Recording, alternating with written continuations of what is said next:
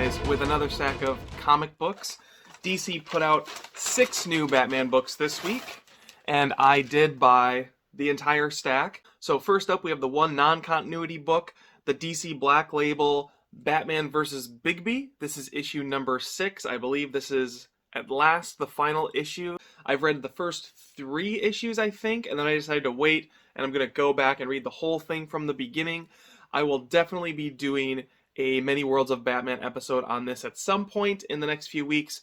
Just kind of depends on what week ends up being the best week to do it. It's just great seeing Bill Willingham back in the Fables universe, supported by fantastic art by Brian Level. So that leaves us with 5 continuity books that I'll be reviewing for you guys today. Kicking things off, I picked up Task Force Z number 5. There were some pretty exciting revelations at the end of the last issue, so I'm excited to see where this goes this month.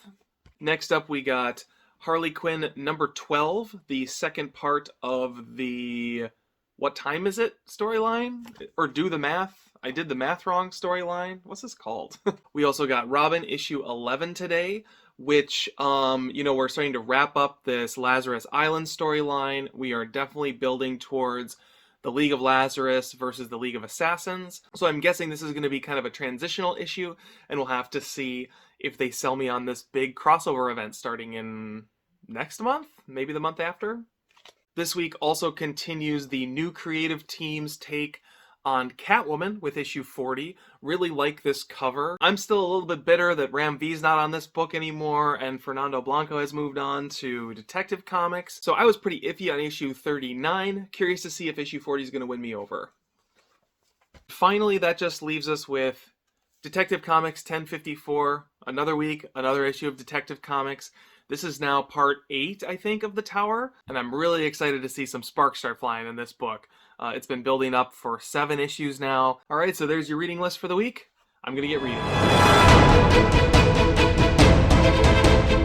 Okay, so I've had a chance to read through my books, and as I'm sitting here, I'm still questioning my order, because I'm gonna organize these from my least favorite to my most favorite, to hopefully give you guys a good sense of what was really great this week. To be honest, I had a pretty good time reading all of these books. So kicking things off at the bottom of the pile is going to be Harley Quinn number 12. I'm always meh on this book, and it really boils down to Riley Rossimo's art, which I've never enjoyed. I still don't really care for it. It's just kind of frantic for frantic's sake. It's cartoony, but not in a way that is appealing to me. It just kind of is. I will say in terms of the writing, it feels like Stephanie Phillips is kind of getting her footing with this series. Coming out of Fear State, I'm just getting a lot better sense of the character, how she's written, and kind of the cadence of the dialogue and the action.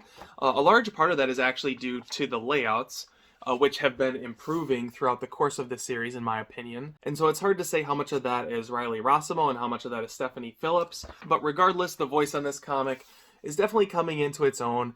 It really just boils down to the art style really losing me right from the jump. As far as the story goes, basically we just get a wrap-up of this train bomb, which Harley kind of stumbles her way out of. Mostly the story felt like a setup for the return of the Caucus of Crime. I guess overall, I'm excited that, the book's kind of off doing its own thing. It's not super tied into anything else. I just don't think, the Caucus of Crime and Keepsake is a super strong direction to take Harley Quinn. They're gonna need something a little bit more compelling for her to kind of butt up against.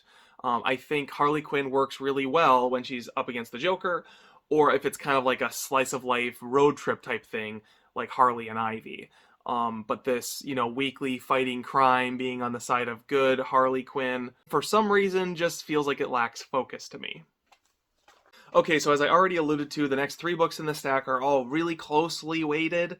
I've literally flipped them around like 3 times now, and I'm still not entirely confident in my ranking.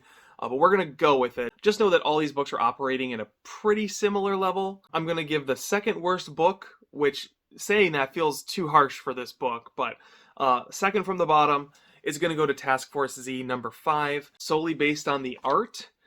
You've got, great artwork in here by Eddie Barrows. You certainly can't judge it negatively on the art.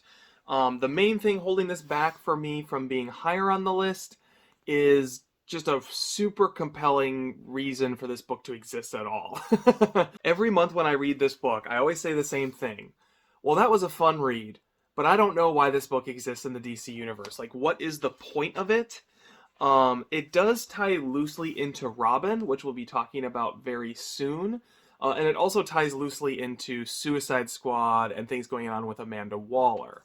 But that said, it really feels like they're just moving chess pieces around in this issue. The first few issues of this book was really just about explaining how this team came to exist and them, getting the tools they needed to do their job. Now we're kind of dealing with the fallout, in which we learn that Two-Face is actually behind everything and he's in this feud with Amanda Waller. But we've never gotten to see the team just go out and be a team and do their thing on like a practical mission. At least not a mission that isn't about building the team. And so for that reason, I decided to kind of hold this book back a little bit compared to some of the other books that I read this week. Especially because usually what saves this read is it makes me laugh and smile kind of throughout.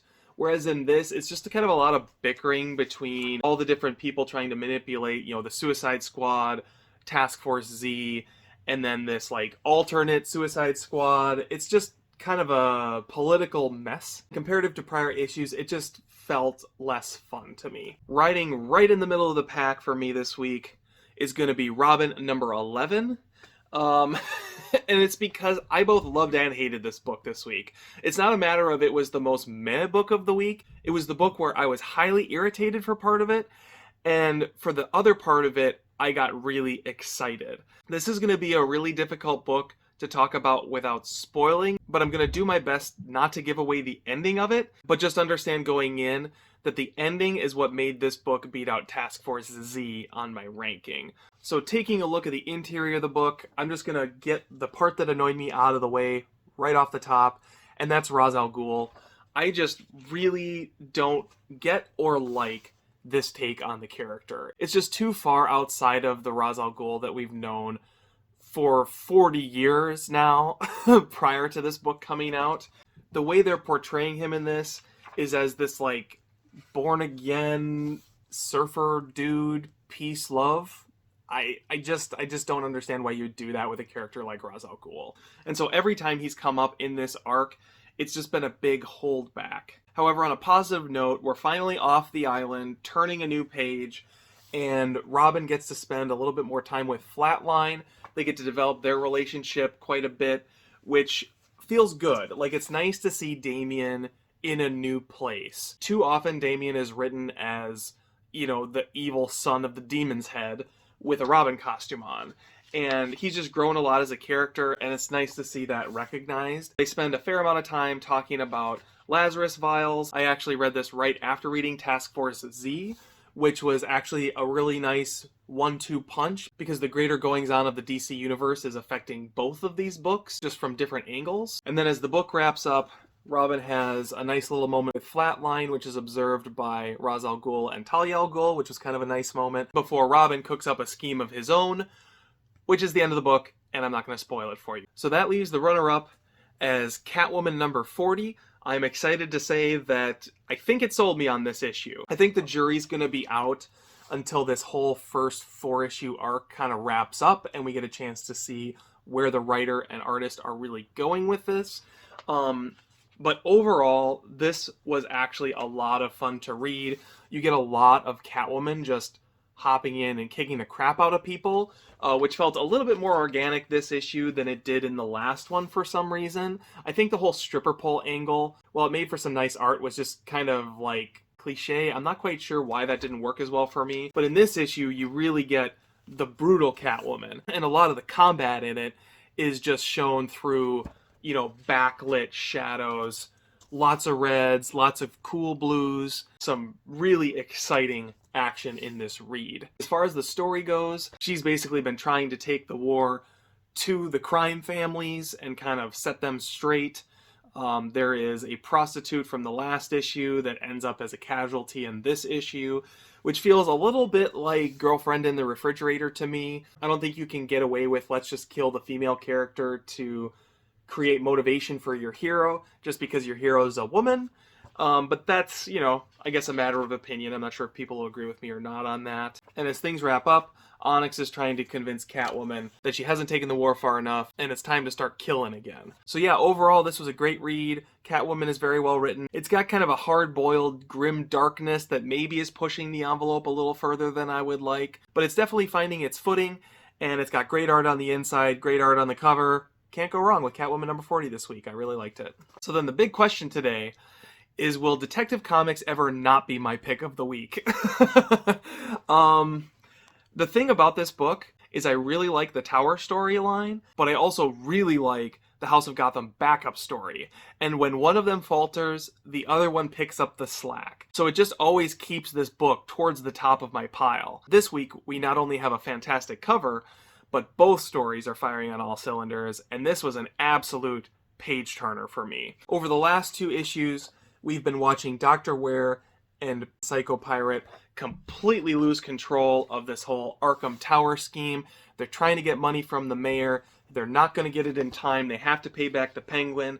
They have to pay back the Joker gang. And as promised last issue, this is the issue where things really start to hit the fan. The characters are starting to move into the places that we saw them at the beginning of this story, before we flashed back to the very beginning of the opening of Arkham Tower. And overall, this was just a fun page-turner. Like, that's all I can really say about it. Just a great thriller. And as things are coming apart at the seams, I at least am just totally hooked and can't wait to see what happens next. So, always a recommend for Detective Comics for the Tower. But the absolute standout, once again, is this backup story, illustrated by Fernando Blanco, written by Matthew Rosenberg of Task Force Z. And I said last week that this is very episodic. This orphan keeps bouncing around from villain to villain, and it's very much like villain of the week. Every single week, you kind of wonder what encounter he's going to have today. Last week, we found out that this story took place during the Nightfall storyline, and Bane was breaking everyone out of Arkham Asylum, where this orphan was being held. And so now we get the fallout from that, which is that Bruce is in a wheelchair, and even though he wants to help this boy because he's re-identified him and realizes that he's fallen through the cracks, John Paul Valley has something else to say about that. He has his own motives, and if you've ever read Batman Nightfall, you know exactly what his approach is going to be to handling this lost orphan. I have to say, like, I feel like people kind of tease DC a lot about their continuity because, like, they've rebooted so many times in the last few years and they're constantly trying to reconcile everything, wipe the slate clean and start over. And then they kind of gave up on doing that. Ever since Daniel Cherry got here, or, well, he's since left, but ever since Dan Didio left, we'll say, they kind of said everything counts and it's all one big timeline. And they had kind of a lame way of explaining that and trying to have it make logical sense. I don't really care that it makes logical sense. What I like is that we're hearkening back to stuff that happened before the New 52. Ever since the New 52, it's felt like DC's only really been able to reference a couple key storylines, you know, 1 or 2 super key hallmark stories, but otherwise just focus on Cult of the New, what happened in the last, like, 3 to 5 years.